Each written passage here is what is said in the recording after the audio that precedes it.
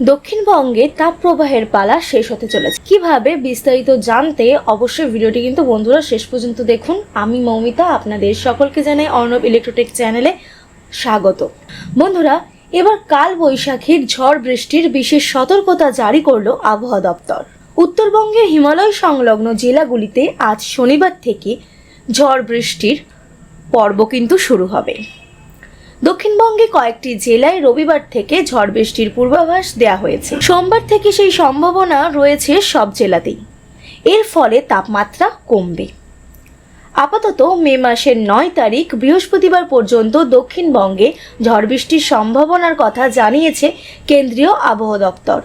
সমুদ্র উত্তাল হওয়ার আশঙ্কা থাকায় সোম ও মঙ্গলবার রাজ্যের উপকূলবর্তী এলাকায় মৎস্যজীবীদের সাগরে না যাওয়ার পরামর্শ দিয়েছে তারা। 19 এপ্রিল থেকে দক্ষিণবঙ্গে টানা তাপপ্রবাহের পরিস্থিতি চলছে। শুক্রবারও কলকাতায় সর্বোচ্চ তাপমাত্রা ছিল 39.2 ডিগ্রি সেলসিয়াস। কলকাতা সহ কিছু জায়গায় এদিন তাপপ্রবাহ পরিস্থিতি ছিল না, তবে কয়েকটি জায়গায় সাধারণ বা তীব্র তাপপ্রবাহ ছিল। দক্ষিণবঙ্গের উষ্ণতম স্থানের তকমা শুক্রবারও ছিল কলাইকুণ্ডার।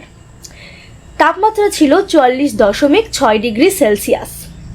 দ্বিতীয় স্থানে ছিল পানাগড়, যেখানকার তাপমাত্রা ছিল 42.5 ডিগ্রি।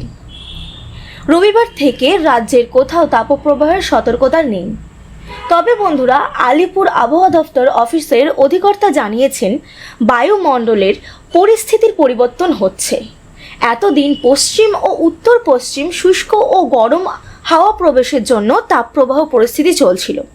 এবার বঙ্গোপসাগর থেকে বায়ুমণ্ডলের নিচের স্তরে সক্রিয় জলীয় বাষ্প প্রবেশ করতে শুরু করবে। এর জেরে উত্তর ও দক্ষিণবঙ্গে বজ্রগর্ভ মেঘ থেকে ঝড় বৃষ্টির অনুকূল পরিস্থিতি কিন্তু তৈরি হচ্ছে। তাহলে বন্ধুরা, আজকের এই আপডেটটি আপনাদের কেমন লাগলো অবশ্যই কমেন্ট করে জানাবেন। যদি ভালো লাগে তো একটু লাইক করে ভিডিওটি বেশি করে শেয়ার করবেন, এবং আজকে যদি আপনি আমাদের চ্যানেলে নতুন এসে থাকেন অবশ্যই চ্যানেলটি সাবস্ক্রাইব করে পাশের বেল আইকনটি প্রেস করে দেবেন। আর যারা আগে থেকে সাবস্ক্রাইব করেছেন তাদের সকলকে জানাই অনেক অনেক ধন্যবাদ।